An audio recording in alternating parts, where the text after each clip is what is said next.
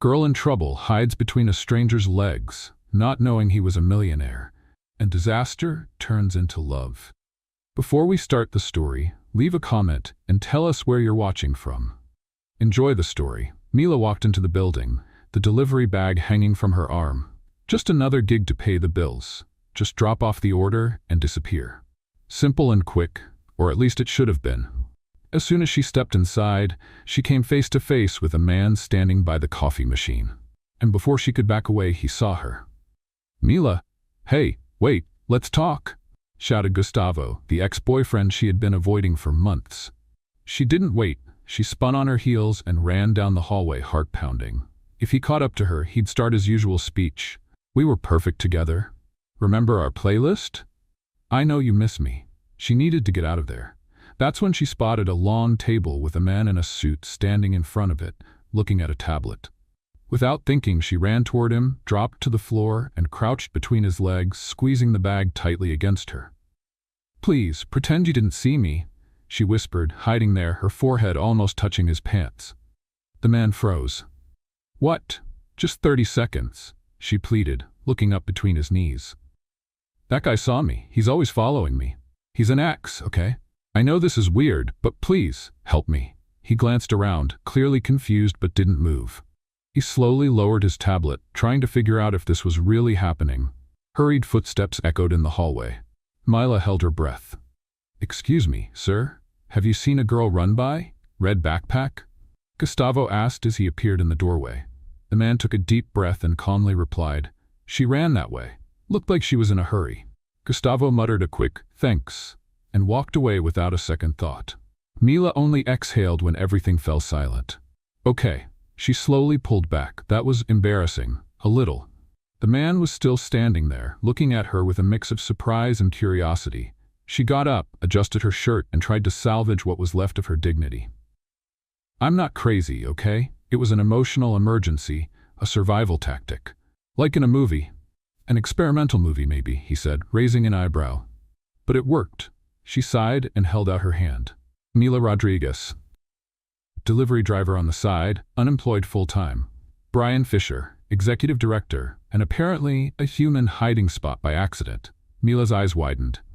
Brian Fisher, his name was all over the financial news, one of the most private and powerful tech entrepreneurs. He avoided public appearances but ran one of the most influential companies in the city. "Oh, great, of course. Because the universe never misses a chance to humiliate me. I just hid between the legs of a CEO." Brian let out a short laugh. "I've had weirder meetings. I bet none of them involved a desperate woman using you as a human shield." "That was a first." Mila cringed. "I was just making a delivery, I swear, picking up some extra cash with quick drop-offs. I didn't expect to run into my emotionally clingy ex, and definitely not into you. Are you okay?" She blinked, surprised by the question. "Yeah, I mean, the embarrassment is hitting hard, but other than that, I'm fine." He crossed his arms. "Do you always handle crises this creatively?" "Only when plan A fails, so always." Brian studied her for a moment, longer than necessary. "You said you're looking for a job?" "Constantly. But no one hires me. I'm too experienced for entry-level and too inexperienced for real jobs. It's a rare talent." He handed her the tablet. "I need a temporary assistant, someone who thinks fast, handles chaos, and doesn't faint under pressure. Or under tables." "Exactly." Mila stared at him, trying to figure out if he was joking. But Brian looked serious and slightly intrigued. "Are you actually offering me a job?" "I'm offering you a chance to prove you're more than just a delivery driver who hides well. If you're interested, come tomorrow. Office 1806. She took a deep breath, trying to decide if this was crazy or a new beginning. "Okay, but if I run into another ex, do you promise you'll still hire me?" "I promise I'll give you a badge and access to the break room. That's already an upgrade." She laughed. "Deal, Mr. Fisher." "Brian, just Brian." She walked away, heart racing. She had no idea what to expect the next day. But one thing was certain. No one would ever believe the story of how she got this job. The next day, Mila found herself staring at her reflection in the mirrored elevator of the corporate building, trying to decide whether her blouse looked more like efficient employee or grabbed whatever was on the clothesline and came. "I can't believe I'm actually doing this," she muttered to herself, adjusting her hair. Yesterday, she hid between a man's legs. Today, she was going to work for him. The elevator stopped on the 18th floor. When the doors opened, a receptionist greeted her with a formal smile and a clipboard in hand. "Good morning. Name?" "Mila Rodriguez. Mr. Fisher asked me to come." The woman nodded as if this was nothing out of the ordinary. "He's expecting you. You can go in." As she walked down the glass corridor, Mila took in the office around her. Modern, sleek, spotless. People moved quickly, with purpose. Everyone seemed to know exactly what they were doing. Except her. The office door opened before she could knock. Brian Fisher was there, with the same neutral expression as the day before. White shirt sleeves rolled up, blazer draped over the chair, tablet in hand. "Mila, good morning." "Hi, I'm here as promised, and without running away this time." He motioned to the chair in front of his desk. "Good. Let's talk." She sat down, trying to look natural. Brian, on the other hand, looked exactly how she imagined a CEO would. Direct, precise, impossible to read. "This project," he began, activating the holographic screen on his desk, "is a new creative unit. A small, agile team focused on innovative solutions. But honestly, we're lacking energy. And patience. And that's where I come in?" "That's where you could come in," he confirmed. "I need someone to handle the practical side. Scheduling, meeting follow-ups, logistical support, but most importantly, someone who can stay calm under pressure." Mila raised her hand like she was in a classroom. "I hid between your legs yesterday. I think that proves I can be pretty creative under pressure." Brian smiled, slightly, that almost laugh that lasted less than 2 seconds. "Exactly. Now, about your work experience. Well, I started studying graphic design, but I put it on hold to take care of my mom. Since then, I've worked wherever I could. Deliveries, formatting, customer service, basic editing, catering. I was even a fake bride at a bridal shower once. Long story." He simply nodded, as if everything she said made perfect sense. "Flexible, adaptable, unconventional." "I prefer versatile, but unconventional works too," she replied, trying not to sound nervous. He pulled a thin folder from his drawer and slid it across the desk. "This is a temporary 3-month contract. If you like the job and if I like working with you, we can extend it. Do you accept?" Mila picked up the folder, read 1-2 lines, then stopped. "Is this real? Unless you're asleep on the lobby floor again." "No, that was just once." Brian handed her a pen. She hesitated for a second, then signed. "Done. Now you have an assistant with quick reflexes and a slight tendency toward chaos. And I have an interesting experiment for the next 90 days. She raised an eyebrow. "Do you usually call your employees experiments?" "Only the ones who show up hiding under tables. Shall we?" Mila followed him upstairs to a spacious office with huge windows overlooking the city. A corner sofa, a workstation, and a giant digital table filled the space. Brian introduced each area like he was showing off a spaceship. "This will be your station, and this team," he said, pointing to a group of 4 people in front of an interactive screen, "is the heart of the project. Each one has a specialty. Your job is to make sure everything runs smoothly behind the scenes." Mila waved at them. She got a few curious looks, especially from a tall blonde woman in a burgundy blazer, who had a "I'll judge you in 5 seconds" expression. "That's Helena. She handles planning and loves silence," Brian whispered, "so try not to tell jokes around her." "I'm already nervous," Mila whispered back. "Good, that works better." The others seemed more welcoming. One guy, wearing glasses and headphones, just gave her a thumbs up.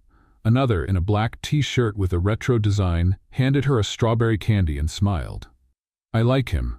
He's a programmer. Doesn't talk much, but he's always handing out candy. It's his language." Throughout the morning, Mila learned how to use the company's internal system, sat through a remote meeting, and nearly spilled coffee on the printer. Brian watched her from time to time, but never interfered. When someone paged her over the intercom, she always replied, "Just a second," which usually turned into 5 minutes. Around noon, he walked past her and said, "Lunch? I thought lunch here was every man for himself." "Maybe, but I'm heading to the executive kitchen for some coffee, and you look like you need food before you start chewing on your keyboard." She stood up immediately. "See, you understand your assistants better than you think." The executive kitchen was on a private floor, modern, bright, and filled with plates that looked too fancy to be real. Brian grabbed a cup of coffee and handed her a bottle of juice. So, he asked, leaning against the counter, are you surviving? For now, yes. I just feel like I'm about to cause a small accident, like knocking over a server or setting a light bulb on fire. I hope not. That light bulb was expensive. She laughed and took a sip of her juice. You know, I didn't think I'd be here today. Yesterday I just wanted to drop off a package and avoid my ex. Now I have a badge and a desk with a view. Life has a funny way of happening when you're distracted. Like tripping over the CEO? Exactly. They held eye contact a second longer than necessary before Brian looked away, finishing his coffee. We have a meeting at 2. Be ready. I'm almost ready. As he walked away, Mila smiled to herself. The truth was, she had no idea how she ended up here. But maybe, just maybe, she was exactly where she needed to be. The 2 o'clock meeting ended precisely at 3:26. Mila had no idea how, but she survived 30 minutes of technical terms, holographic spreadsheets, and Helena's sharp silence. Her looks alone could make someone feel like they were failing just by breathing. Brian, as always, was a fortress. Straight posture, firm voice, no visible reaction, except for the occasional understood or go on. Mila, on the other hand, was frantically scribbling in a notebook, trying not to look lost while wondering, what is a cross-metrics report, and why did he ask me to review one? When the room emptied, Brian turned to her. I need to go up to finance on the 22nd floor. Come with me. Sure, she said, even though she had no idea why. She walked beside him down the hall, trying to match his pace without looking like she was jogging. They stopped in front of the elevator, and he pressed the button. The silence between them was comfortable but strange. It was still hard to believe they were working together. And that he met her while she was hiding under a desk. The elevator arrived. They stepped in. They were alone. You're doing better than I expected, Brian said after a few seconds of silence. Was that a compliment or a badly disguised surprise? A little of both. Mila smiled, leaning subtly against the glass wall. The elevator began to rise, the panels softly beeping as the floors passed. Until, somewhere between the 20th and 21st floors, everything stopped. Literally. The lights flickered. A faint alarm sounded. The panel froze. Mila blinked.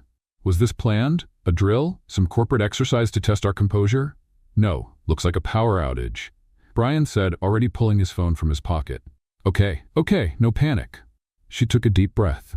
We're just stuck in a glass elevator, 20 floors up with no signal, limited oxygen, and my stomach just reminded me I didn't have a proper lunch.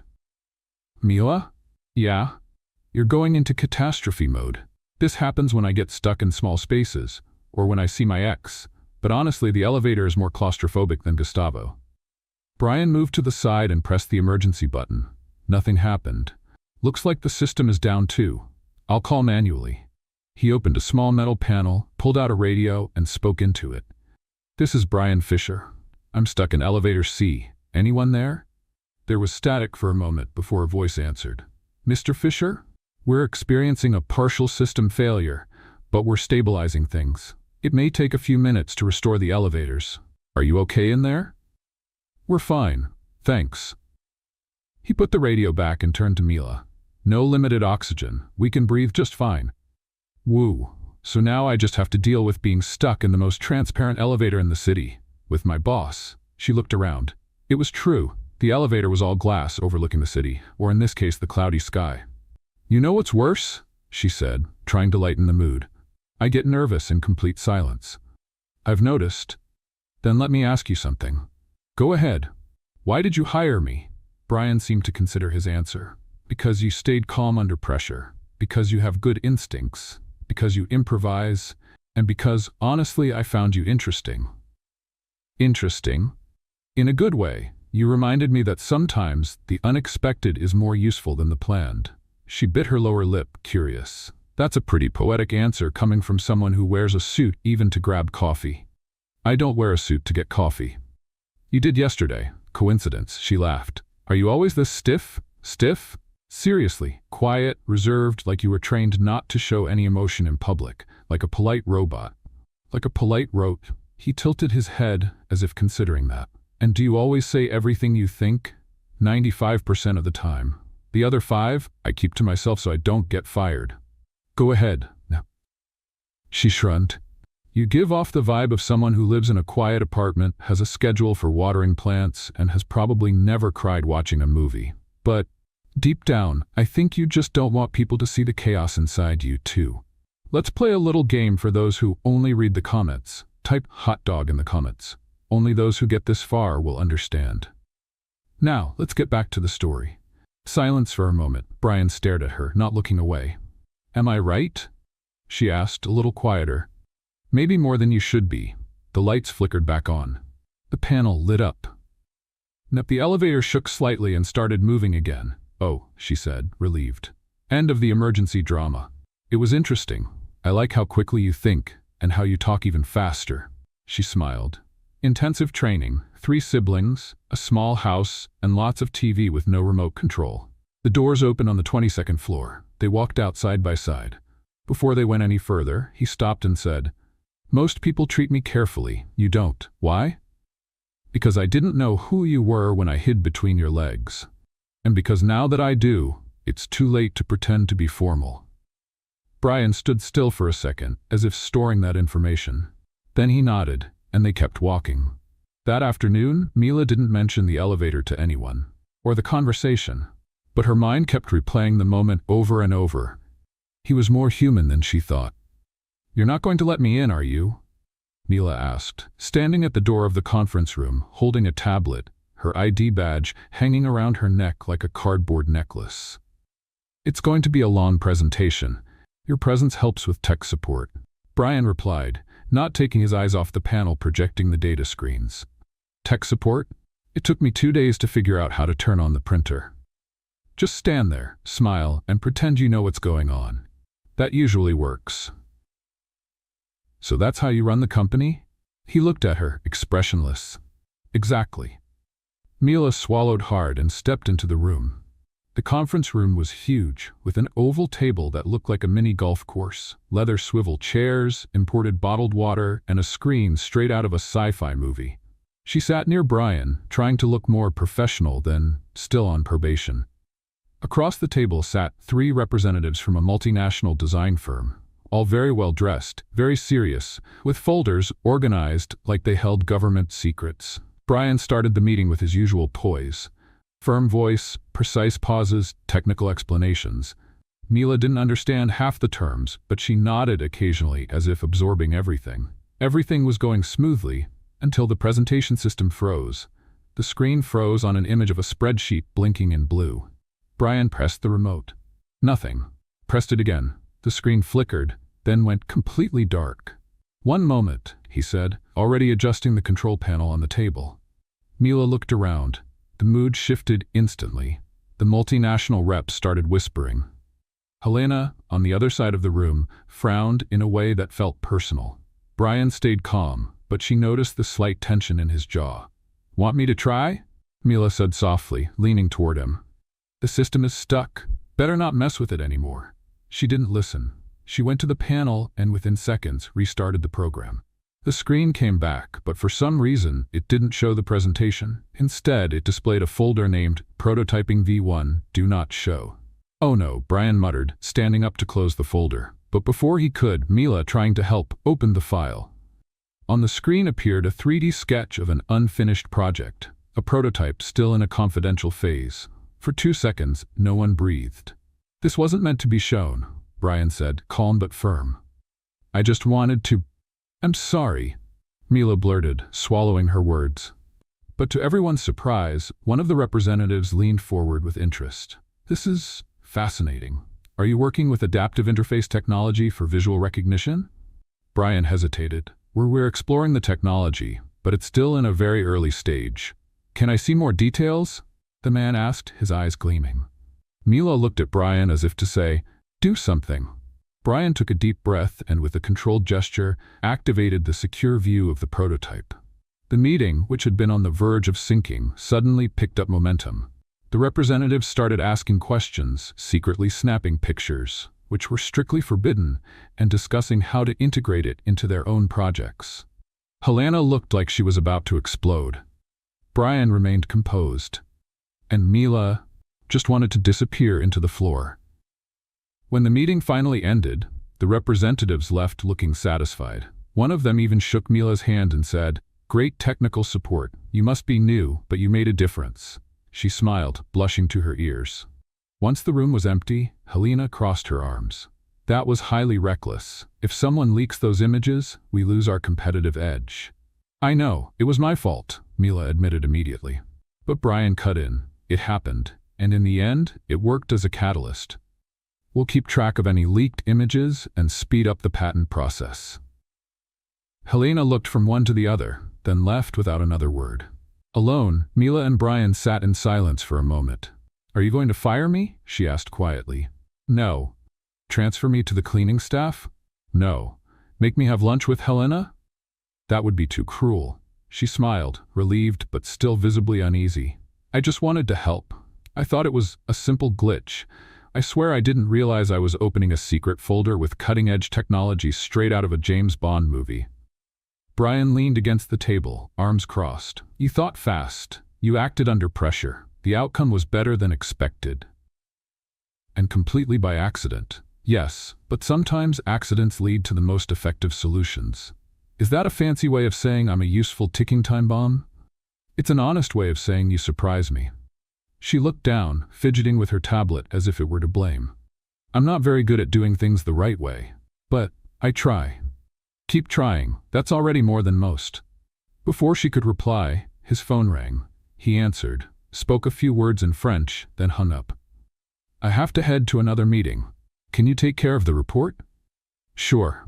Even though I still don't really know what a cross metrics report is. It's in the system, and if it crashes again, I'll hide the computer behind a plant and pretend it vanished." Brian laughed. A real, spontaneous laugh that made Mila pause for a second. "You're learning fast," he said before walking out the door. Mila stood there, heart pounding. She still wasn't sure if she had made a mistake or done something brilliant. But for the first time since she started working there, she felt like she might actually be part of something. Later, in the cafeteria, Mila was eating while battling a mix of hunger and guilt. She was staring absent-mindedly at a decorative plant when she sensed someone sitting across from her. "Hey Mila, right?" said an upbeat voice. She looked up. It was the strawberry candy guy. "That's me, and you're the snack supplier." "Pedro, interface analyst and official sugar provider for struggling interns," he said, handing her a pack of candy. She took it, laughing. "So, everything okay between you and Mr. Fisher?" he asked in a lower voice. "I heard about the meeting. Let's just say it was intense, but apparently I'm not fired yet." "That's a good sign. He's tough but fair. If he didn't like how you handled it, he would have removed you on the spot." "Is he always like this?" "Brian? He doesn't like surprises, but when they happen, he observes the impact before reacting. I think you shook up his routine. Shaking up a CEO's routine sounds dangerous." Pedro shrugged. "Or transformative." She slowly chewed on the candy. The truth was, everything was changing. And even though she didn't quite understand why, she had the feeling that this accident between a mistake and a quick fix was about to turn into something bigger. Maybe, without realizing it, she had started to step into a role that was more than just an improvised assistant. Maybe she was starting to change the way Brian saw the world. And the scariest part? She was enjoying it. "Dinner?" Mila blinked 3 times, unsure if she had heard right. It was Friday, 5 p.m. Brian had just finished a video conference and had called her into the empty meeting room. Just the two of them. No warning, no context. And with that calm, surgical precision he always used, like he was offering a cup of tea. "You mean an actual dinner? With food?" she asked, skeptical. "Yes, a real dinner. With food, silverware, a set table, and everything that comes with it," he replied in his usual impassive tone. She frowned. "Okay, and what's the catch?" "There isn't one. It's dinner at my parents' house. They're in town. They think I work too much and want to meet some people from the team. I figured it'd be good to bring someone who's around." Mila raised an eyebrow. "So you thought, who barged into my life, crashed a system, almost exposed a confidential project, and then offered me sour candy?" "Oh, right, Mila. I thought, who's brave enough to survive dinner with my mother?" She laughed in disbelief. "You're taking me because you think I can handle your family? And because you talk a lot when you're nervous. That usually works as a distraction." "Oh, now it's getting romantic." It's not a romantic invitation, it's just dinner with formal people. I need balance, and you are the opposite of formal. Wow, your compliments are getting more poetic by the second. Are you coming or not? Mila crossed her arms, pretending to think it over. As long as there's no seafood, I'm allergic, and white wine makes me talk too much. Great, we'll leave at 7. Wear something without a cat print. At 7:10, Brian parked in front of an elegant house in a neighborhood where even the sidewalks looked expensive. Mila stepped out of the car in a simple navy blue dress, the most neutral thing she could find, and a borrowed coat from a neighbor's friend. Are you nervous? She asked, watching Brian adjust his blazer collar. No, you're sweating in the cold. It's the car heater. She smiled. He was nervous, and somehow that was kind of adorable. They were greeted by a tall woman with perfectly styled hair and eyes that analyzed with military precision. Brian, she said, giving her son a brief hug. And this is Mila, my assistant. Ah, assistant. Brian's mother examined Mila with a look that said, I'll figure you out in 2 minutes. Come in, dear. Brian's father, on the other hand, was warm and friendly. He offered red wine, asked if she preferred her steak rare or well done, and mentioned he was a big fan of carrot cake with chocolate frosting. Dinner began with everyone at the table. Besides his parents, there was Brian's sister, a cousin who was a musician, and an aunt who wouldn't stop talking about cryptocurrency investments. Mila, seated between Brian and the chatty aunt, tried to keep up with the conversation until she made the mistake of trying to be polite. So, you play piano? She asked the musician cousin. Actually, I play violin. Oh, that's great. I've always wanted to learn guitar. Violin. Oh, right, that's what I meant? The room fell into 3 seconds of awkward silence. Brian cleared his throat. His mother rolled her eyes. The aunt kept talking about crypto. Mila took a deep breath. If she was going to be the clumsy one, she might as well own it. You know, she said with a smile, I actually tried taking singing lessons once. But the teacher let me go on the 3rd day because I sang Happy Birthday off-key. Brian's sister let out a quiet laugh. The cousin seemed to relax. Even the father smiled kindly. So, you don't sing, don't play, and don't understand crypto, the aunt remarked.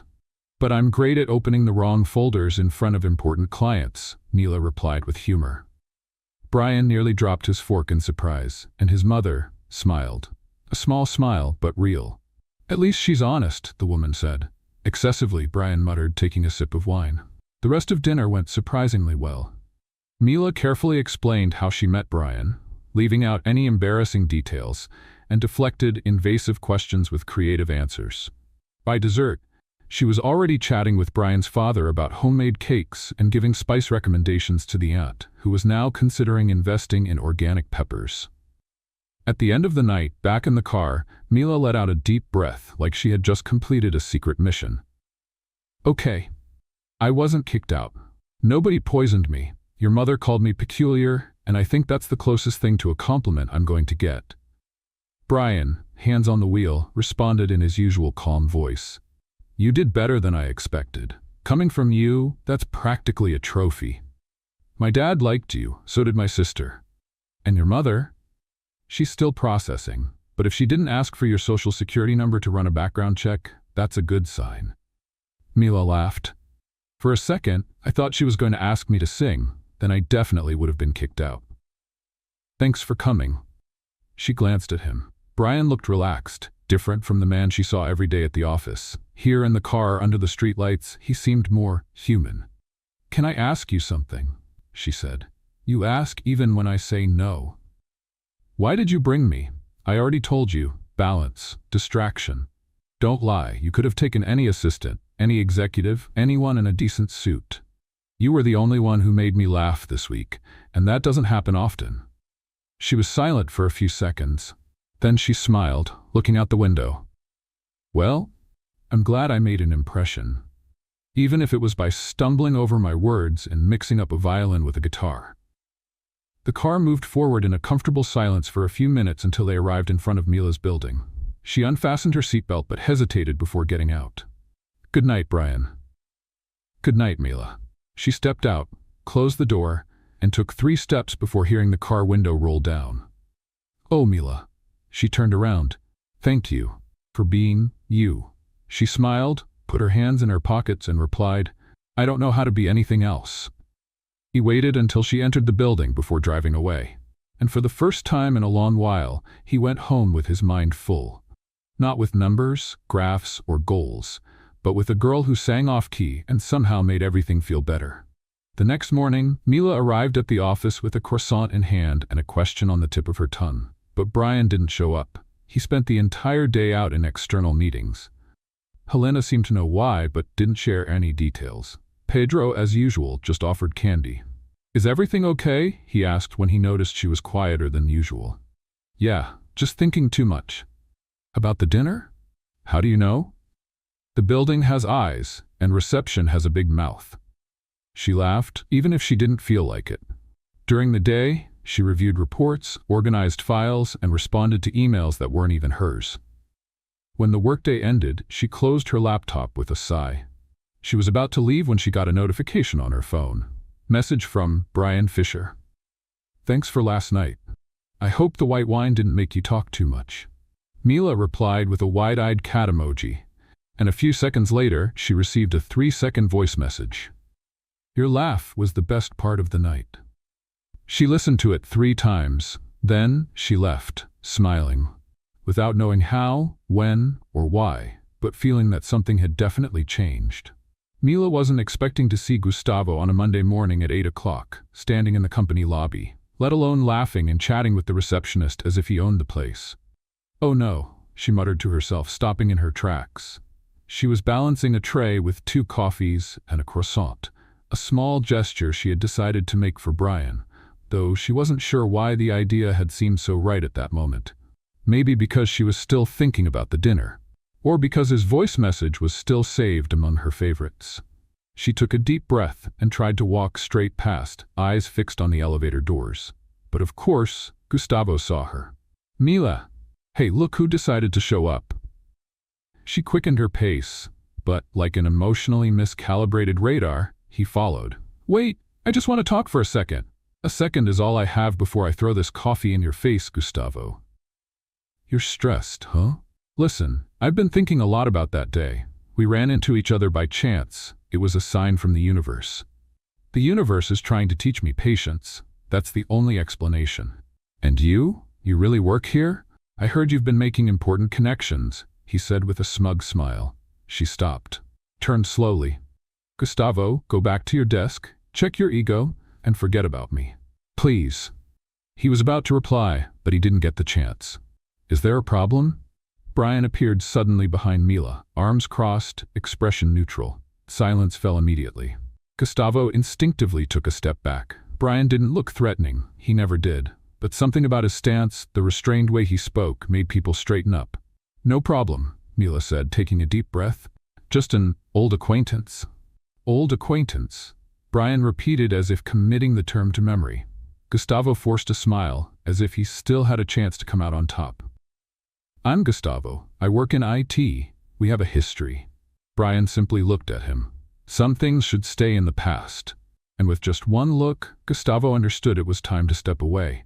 He muttered a quick, "Good morning," and left, pretending to hold on to his dignity.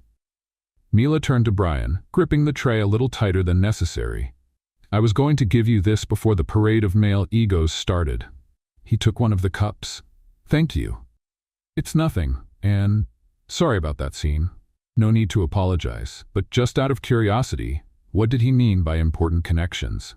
"He was trying to get a reaction out of me, like always. Ever since I broke up with him, any sign of my success feels like a threat to his ego." Brian nodded, bringing the cup to his lips. "You talk like you're used to being underestimated." "Because I am." "Why?" She hesitated. "Because I was never anyone's first choice. Not in school, not in jobs, not in relationships. People only notice me after I trip over something and accidentally draw attention to myself." Brian looked at her more intently than usual. "I saw you before the trip." She felt her face heat up. "And what did you think? That you were an unpredictable variable. And now I'm sure of it." She laughed, relieved. "Is that a good thing? I'm still figuring that out." The rest of the day went by smoothly, but Mila couldn't stop thinking about that morning. Gustavo had always irritated her, but seeing him there, in a place she now considered safe, unsettled her more than she expected. At the end of the day, she ran into Pedro near the exit. "Hey, I heard there was some tension this morning. This building has too many ears." "Gustavo?" "Yeah, and he even called me an important friend. Honestly, that's almost romantic coming from him. More like a threat, if you think about it." Pedro laughed. "And Brian? How did he react?" "As always, cold, calm, calculated. But was he more serious?" "A little." Pedro looked thoughtful. "There's something there." "What?" "Jealousy." "Brian?" "No, he doesn't even have a temperature for that. You don't see it because you're in it. But from the outside, it's obvious. You're reaching. I'm just observing. And I'll warn you, if this happens, be ready. Because when cold people fall in love, it's like a pressure cooker. It looks controlled, but when it explodes, it's intense." Mila stayed silent for a few seconds. "Pedro?" "Yeah, never compare Brian to a pressure cooker again."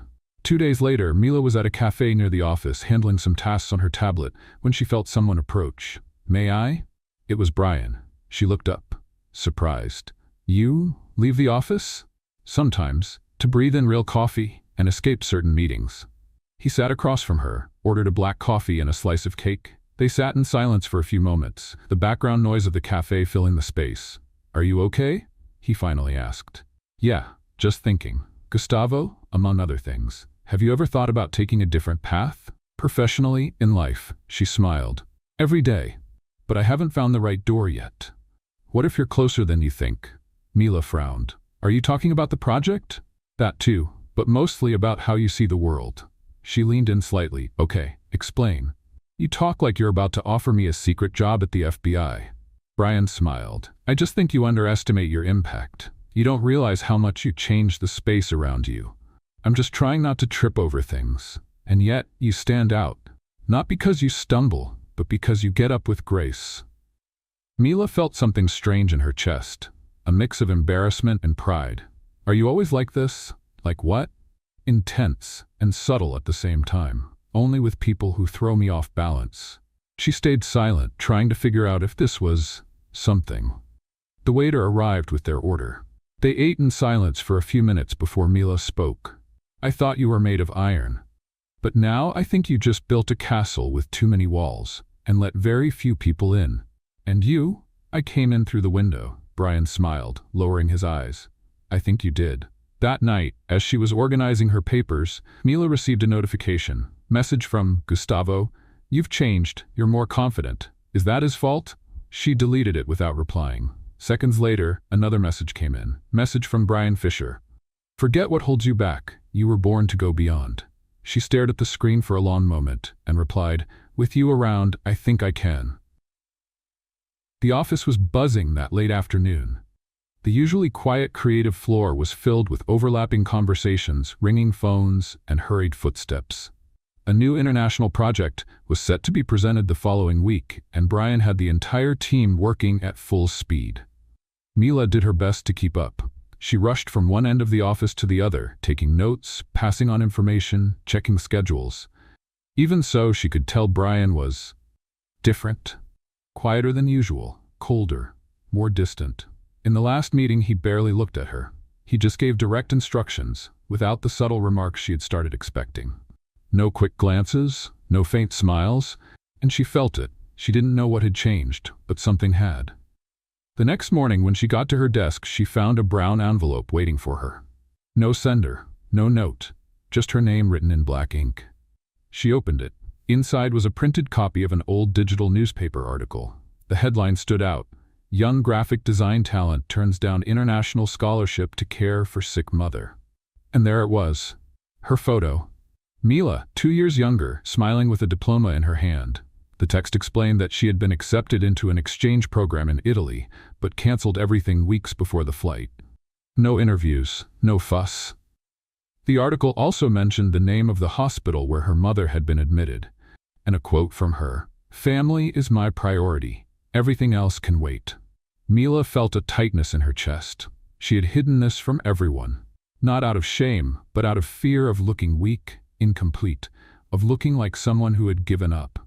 She folded the paper and put it in her bag. By late afternoon, Brian called her. "Can you come to my office?" he said, his voice drier than usual. She went.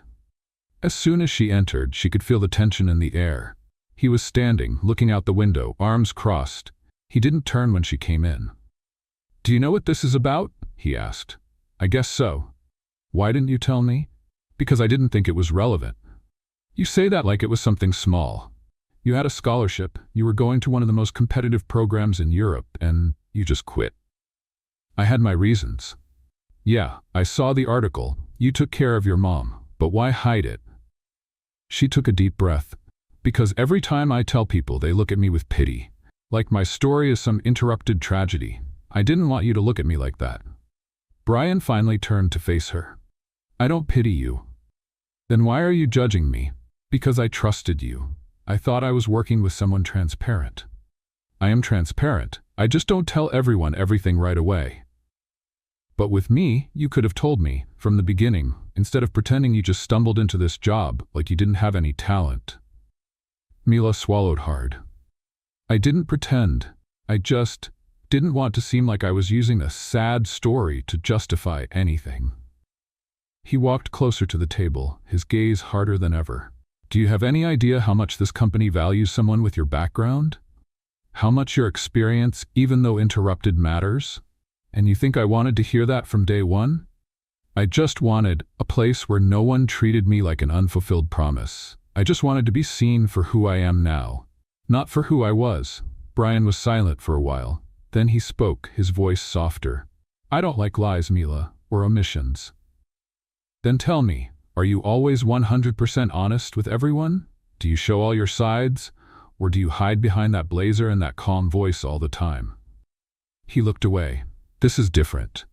"No, it's not. You've built an armor too. The difference is I chose not to use my story as a shield." She took a deep breath, took the badge off her neck, and put it on the table. "If you want me to leave, fine.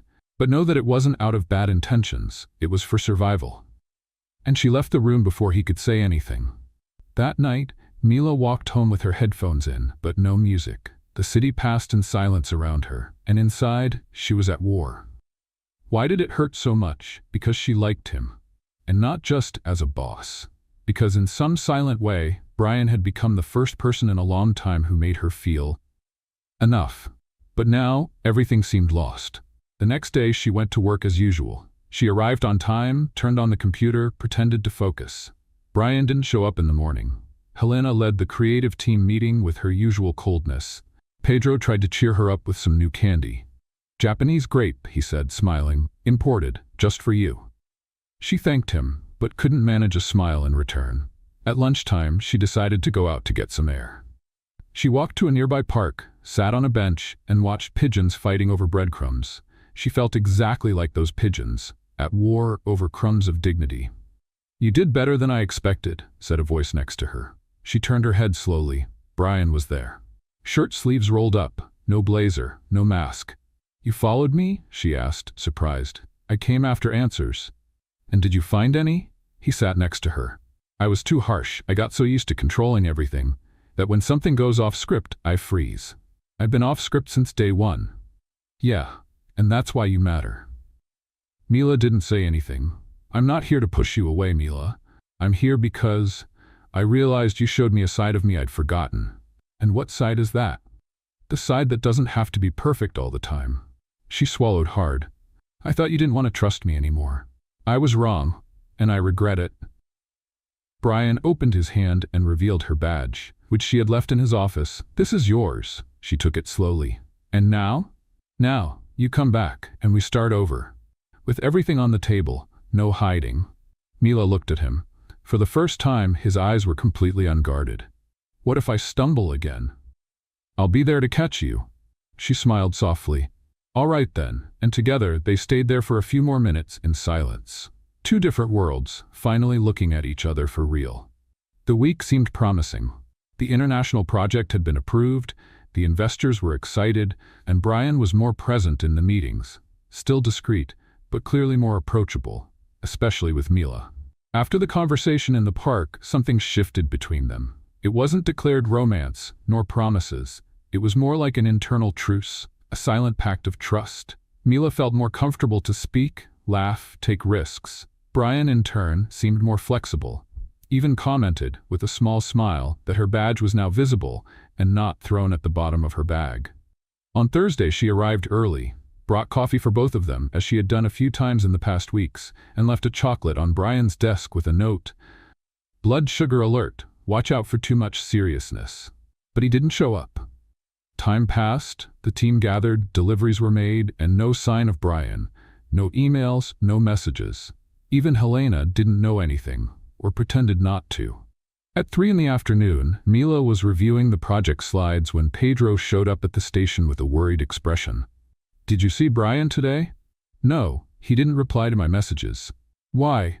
Pedro lowered his voice. "The security on the floor said he arrived around 7, but he hasn't left his office since. He's locked in there." Mila furrowed her brow. "Locked in?" He said not to be disturbed. "But that's not like him, right?" "Definitely not." Mila walked to the end of the hallway, stopped in front of the frosted glass door and took a deep breath. She knocked lightly. Nothing. "Brian?" "It's me." Silence. She tried to open it. Locked. "Are you okay in there?" More silence. She was about to turn away when she heard a low, muffled sound, somewhere between a sigh and a sob. Her heart raced. She pressed her ear to the door. She couldn't hear clearly, but it was obvious. Something was wrong. "Brian, I'm coming in, okay?" She signaled to the security guard, who used the master key to unlock the door. The door opened with a soft click. The scene made time slow down. Brian was sitting on the floor, leaning against the side wall, elbows on his knees, head down. His blazer hung on the chair, tie on the floor. The lights were off, the windows covered. A tablet lay beside him, the screen still on, displaying a message. Mila entered slowly. "Brian?" He looked up. There were no tears, but his eyes were red, tired, exhausted. "Give me a minute," he said, his voice hoarse, almost cracking. She knelt beside him, without hesitation. "What happened?" He didn't answer immediately. He just took a deep breath, trying to regain control. "You don't have to stay. Don't say that. If it were me here, you would have done the same." "I'm not good with this," he confessed. "Not with moments like this, vulnerability, failures. No one is, but we learn together." Brian looked at her, as if he were truly seeing Mila for the first time in a new way. "I got some news a little while ago. My dad had a mild heart attack. He's stable, but they took him to the hospital." Mila sat on the floor next to him. "Why didn't you go there?" "Because my dad hates hospitals, and I hate not knowing what to do. I spent my whole life trying to control everything. Predict, protect. But with family, none of that works. And you think you have to be strong all the time? I always have been. Since I was young. My dad taught me that men don't cry, that leaders don't falter, that the world doesn't forgive weaknesses." She looked at him with tenderness. "Brian, sometimes weakness is what makes us human. And it's in that weakness that we find real strength." He lowered his eyes. His hands trembled slightly. "Do you think something's wrong with me? For being like this?" "I think for the first time you're being whole, and there's nothing wrong with that." Silence settled for a few seconds. Mila picked up the tablet and locked the screen. Then, she took the blazer off the back of the chair and draped it over his shoulders. "Do you want me to take you to the hospital?" "I don't know if I can see him like this. My dad's always been invincible. Sometimes giants fall too, and we learn to hold their hands when it happens." Brian closed his eyes. "Thank you for being here. Always. Even if it's just to sit on the floor and share the silence." An hour later he stood up, walked to the sink, washed his face, fixed his hair. He looked at himself in the mirror and took a deep breath. "Let's go. I want to see him. Even if he complains, I'll take you." "You don't have to." "I want to." At the hospital, they found Brian's father awake, sitting in the chair next to the bed, a hint of irony in his smile. "I thought you'd take longer." "I came as soon as I could," Brian said, pulling up a chair. "And you brought company," his father commented, glancing at Mila. "Mila, my assistant." His father raised an eyebrow. "Assistant who enters locked rooms? Assistant who knows when someone needs help." His father smiled. "So she's smart." Mila just smiled back, quietly. Brian and his father talked for about half an hour, about exams, diet, exhaustion, about aging, and about letting others help once in a while. Before they left, his father held Brian's hand. "You're going to be a good man, even if you cry sometimes." Brian didn't answer, but something in his look changed. On the way home, he broke the silence. "You know, you always told me I hide everything, that I don't let anyone in, and you always escape with class. But today, I realized that being strong is also knowing who to let see your pain. Mila looked at him with affection. And knowing you don't have to face everything alone. With you, I don't have to, she smiled. Then, even if your CEO programming tells you to run away, let me stay, at least in the hard moments. He nodded, without hesitation. Not just in the hard ones. Stay, in the good ones too. She rested her head on the car window, her heart light even after such an intense day. The connection between them now was more than professional, more than a shy closeness. It was real, human, mutual, and maybe for the first time Brian was ready to allow himself to feel. It's just a formality, Brian said with his usual calm voice. Mila, sitting across from him, frowned. You want me to go with you to a gala event? Yes, as your assistant? As my date, she blinked. That doesn't sound like a formality. I need someone I can count on, and you've done well in previous situations. Plus, it's just one night. Elegant dress, dinner, some smiles, social representation. Social representation? She repeated, narrowing her eyes. Is that corporate code for I don't want to go alone? It's a practical invitation, and functional. Functional, she murmured. Interesting. I'm a functional invitation. Mila, all right. I'll accept. But I want to make it clear. If there are seafood, I'll get my revenge. He smiled. Seafood removed from the menu. I promise. The event hall was absurdly luxurious. An entrance hall with marble columns, mirrored walls, crystal chandeliers, and waiters passing by with trays of drinks that seemed straight out of an advertisement campaign. Mila felt like an extra sneaking into a period film. She wore a simple black dress, borrowed from a cousin's friend. The same one who had lent her the coat for dinner at the Fisher's house. Her hair was pulled into a bun she made with 2 bobby pins and a bit of courage. Brian, beside her, wore a perfectly tailored suit, dark tie, and an impassive expression. But when she reached the meeting point, he looked at her for 2 seconds longer than usual. You look elegant. Is that your polite way of saying I don't look like a lost delivery person? That's my honest way of saying you look beautiful. She smiled, trying to hide the blush that came with the compliment. They entered the main hall. The background music was soft, guests moved around in impeccable outfits, and the sound of glasses clinking created a constant background. Mila tried to keep her composure, but her eyes were darting everywhere. I've never been in a place so full of people who smile without showing their teeth. Silent networking, a corporate art. I prefer parties with karaoke and spoonfuls of Brigadeiro. I know. She glanced at him sideways. You know me better than you seem to. I observe. They walked to the company's reserved table. They greeted investors, advisors, familiar faces. Brian did everything with precision and ease, and Mila gradually realized that he was respected not just for his intelligence, but for how he managed the environment without ever raising his voice. However, the glances toward them started to multiply. They're staring at us, she whispered. Ignore them. It's hard to ignore when I'm wearing heels for the first time in a year and I'm afraid of tripping on the carpet.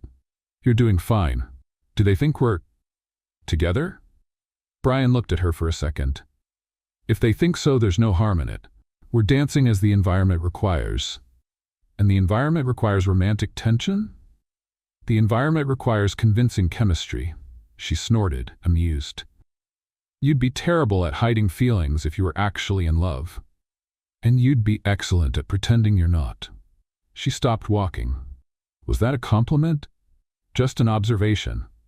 I'm starting to think you flirt like you're giving a report, and you respond like you're presenting a pitch. She laughed. The atmosphere between them fluctuated between provocative and conspiratorial. Something was about to spill over, but neither of them dared to name it. Later, during dinner, one of the company partners approached the table with a warm smile. Brian, good to see you. And who's this? Mila, he said without hesitation. My date tonight. The man raised his eyebrows. Ah, of course. I've heard about her. Creative, quick. The girl with the prototype folder, right? Mila swallowed hard. I'm glad the nickname stuck. It made a great impression, believe me, he said, smiling. In fact, I wonder if you two have ever considered working together on something more long-term. Brian kept smiling, but looked away. We're focused on the present. The dance floor opened after dinner. A string quartet played instrumental versions of classics. Couples began to move gracefully under the soft lighting. Mila watched, distracted until she felt a presence beside her. Brian extended his hand. "Will you dance with me?" She laughed. "That wasn't part of the functional date plan. I'm improvising." She hesitated for 2 seconds, then placed her hand in his. "I don't know how to dance this fancy stuff. I'll lead." They went to the center of the room. She rested one hand on his shoulder, and he gently wrapped his arm around her waist. "Are you teaching me to dance or hypnotizing me?" "One step at a time." They began to move. She looked at their feet, then into his eyes. "Do you do this with all your assistants?" "Only the ones who mess up my routine and steal my focus." "Good to know." The world seemed to slow down. The music, the people, the sounds around them, everything became background noise to what was happening between them. A heavy, comfortable silence. A space where words weren't necessary. When the music ended, they were still looking at each other. Faces close, breaths almost synchronized. A click was heard. And another. 2 professional photographers had captured the moment. Within minutes, the photo was circulating among the guests, being commented on with smiles, glances, and whispers. "We're being watched," she said quietly. "Again. Is this going to be somewhere?" "Probably." "And what will they say? That we dance well together?" She laughed. "Is that a metaphor?" "Maybe." They returned to the table. But now something was different. The touch of their hands had left silent marks. The subtle tension in their eyes, the unconscious gesture of fixing her hair, the silence between phrases. Everything carried a new meaning. On the way back, in the car, neither of them spoke for a few minutes. Then Brian said, "You're not just my assistant anymore." She turned her face. "And you're not just my boss anymore." They looked at each other for a moment, and smiled, without needing to say anything else. On Monday, Mila arrived early, as usual, balancing 2 coffees in her hands, trying to hide the smile that had been lingering since Saturday night. The gala event still echoed in her memory like a dream too elegant to be real. The dance, the glances, the silence between words, everything carried something she couldn't name but knew was important. She felt like something was changing between her and Brian. Subtle, almost imperceptible, but inevitable. However, as she entered the office and saw Helena standing next to Brian's workstation with a stern expression, Mila's stomach tightened. "He's not here?" she asked, trying to sound natural. "He was called to a meeting with the board," Helena replied, not breaking her gaze. "Is something wrong?" "Nothing that concerns you. For now." Mila frowned. Something was wrong. Hours later, Brian showed up. He entered quietly, without greeting anyone. He locked himself in his office and didn't come out. No note, no message. Not even a glance at Mila. She tried to ignore it. She dove into reports, answered emails, reviewed schedules, but the tension was palpable. Brian was cold, more than usual. The next day it got worse. During the morning, Mila was called by Helena. "Mr. Fisher asked that you deliver the reports directly to me from now on." "I'm sorry?" Mila asked, confused. "And that you stop circulating in the planning and prototypes areas. He said he's going to reallocate the tasks." "He said that? Himself?" Helena nodded slightly. Mila felt the ground drop out from under her. "Let's make a joke for those who only read the comments. Type Coca-Cola in the comments. Only those who get this far will understand." Now let's continue with the story. At 4 p.m., she couldn't take it anymore. She walked into Brian's office without knocking. He was sitting there, his eyes fixed on the monitor. The light from the screen reflected on his serious, tired face.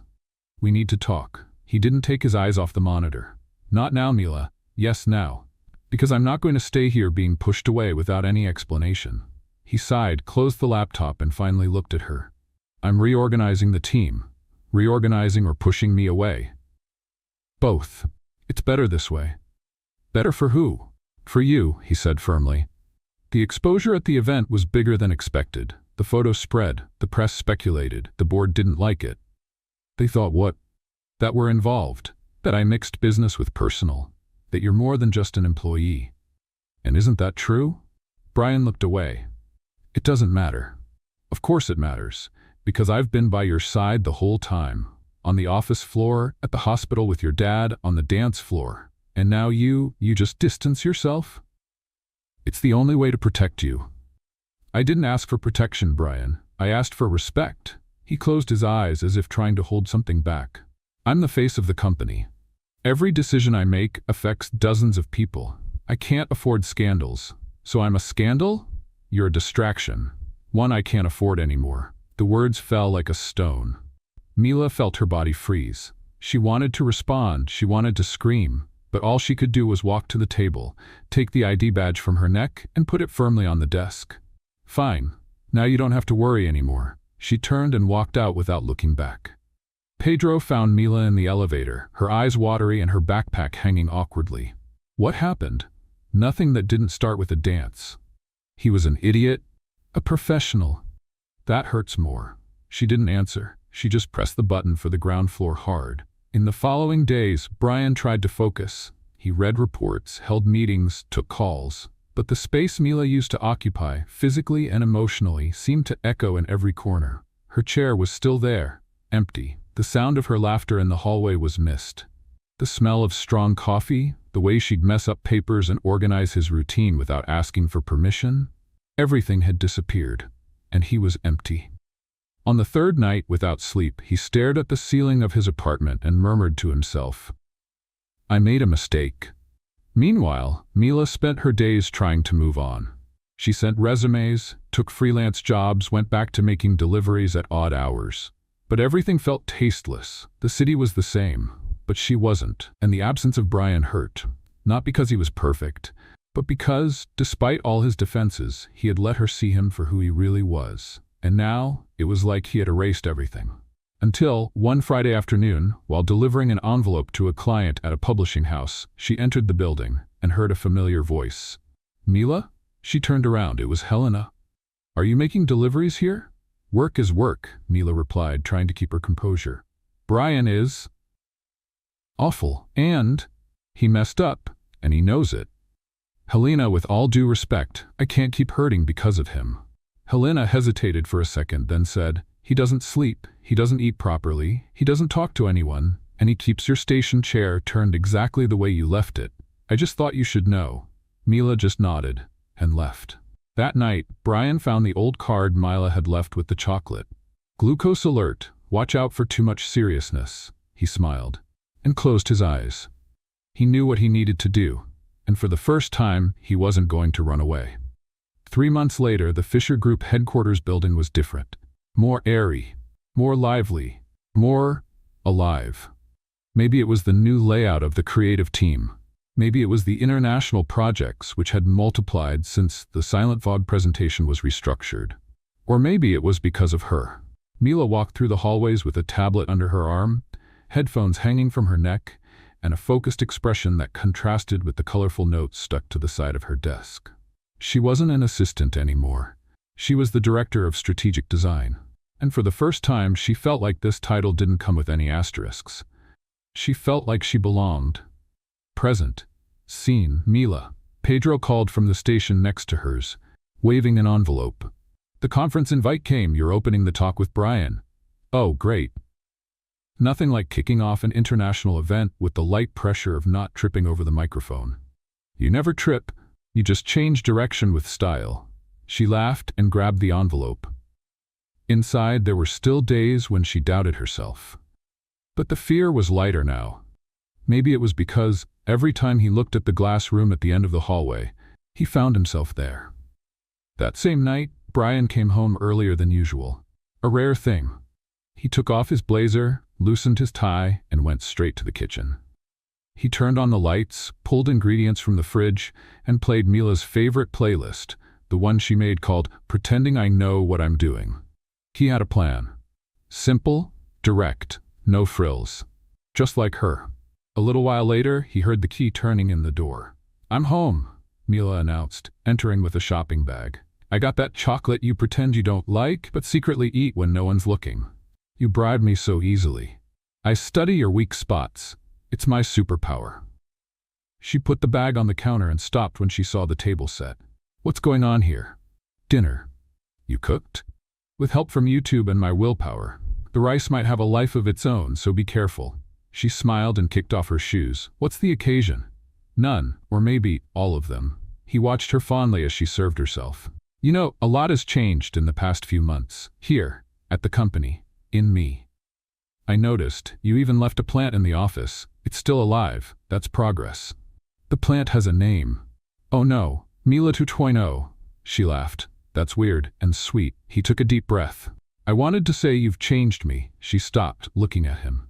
Really, I had a strict routine, an unchangeable plan, calculated goals, and then you came along, messing up files, scrambling schedules, changing everything, including me. Brian, and even though I resisted, made mistakes, and pushed you away, I understood. I understood that life with you is lighter, more honest, more whole. She moved closer, touching his hand. I changed too, you know? Before you, I just ran away. From responsibilities, from memories, from my own talent. And now? Now I'm proud of who I am, and of this. She lifted their intertwined hands. Too. He smiled. So if you'll allow me. Brian stood up. He walked over to the bag he'd left on the side table. He pulled out a small box. Mila swallowed hard. Are you? Relax. He laughed. It's not a ring, not yet, just a question. He opened the box. Inside there were 2 plane tickets and a small card that said, Paris, International Design Conference. 2 seats, 1 future. Will you share not just the stage, but life with me? Mila stayed silent for a few seconds, then laughed softly. Only if you promise never to say functional companion again. I promise. And never push me away out of fear. Never again. She took the box, laughed, and said, then yes, 1,000 times yes. They hugged right there in the kitchen. No music, no audience, but with all the emotions in the world. Months later, in Paris, the auditorium was full. Mila adjusted the microphone on her suit as Brian went over the final notes of their presentation. The event coordinator walked up to them. Are you ready? Mila looked at Brian. He held her hand, always. They walked on stage, side by side, applauded, heard, respected, and loved. That night, under the lights of the Eiffel Tower, Brian took her for a walk. They stopped on a bridge overlooking the Seine. A street violinist played in the background. Mila? Yeah? He stopped walking, turned to her, and pulled a small box from his pocket. This time it was a ring. Okay, now it's serious. Her eyes widened. Here? In the middle of Paris? In the middle of our story, which started in disaster and turned into poetry. He knelt down. Mila Rodriguez, will you be my wife and keep messing up my life, only with a shared last name and an official playlist for dinner? She cried and laughed at the same time. That's so cheesy. I loved it. Is that a yes? Of course, yes, my methodical CEO who turned romantic. He placed the ring on her finger and the people around them clapped. Mila pulled him by the collar and kissed him as if time had stopped. 5 months later, the wedding took place on a late afternoon at the beach. The sky was pink, the sea serene, and the flowers swayed in the light, salty breeze. Pedro, with a microphone in hand and a light suit, announced, "We're here to celebrate the improbable." A woman who hid under a table, a man who calculated everything, and a love that doesn't follow spreadsheets but is perfect just the same. Mila walked barefoot down the wooden aisle between the guests. The dress was light and flowing, and her eyes shone brighter than the sky. Brian waited for her at the altar, no tie, with a full smile on his face. Brian, do you promise not to freak out when I change the layout without warning? I promise, as long as it's for the sake of beauty. Mila, do you promise not to run from the next meeting just because there's coffee involved? Only if you make the coffee. Everyone laughed, and then in silence they both said, yes. The kiss was long. The sea applauded with calm waves. And for a moment the world was perfect. The Verbo Printing Company was never the same after receiving a letter signed by Brian Fisher that said, "You helped us find the way." And that will not be forgotten.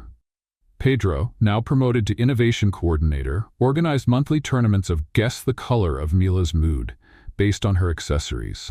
Helena, discreetly, placed a yellow post-it in the corner of her desk. Not all mess is bad. Mila was mentioned at conferences, in articles, and most notably in the hallways of the company as the woman who came in secretly and stayed to change everything. Brian? He learned that loving is losing control, and he never wanted to regain it. At the last meeting of the year, he summed it all up with one sentence. The disaster turned into love, and love turned into the best decision of my life. They stayed together, not because it was easy, but because it was real. And that was all they needed. What did you think of Brian and Mila's story? Leave your opinion in the comments. Rate this story from 0 to 10. What score would you give it?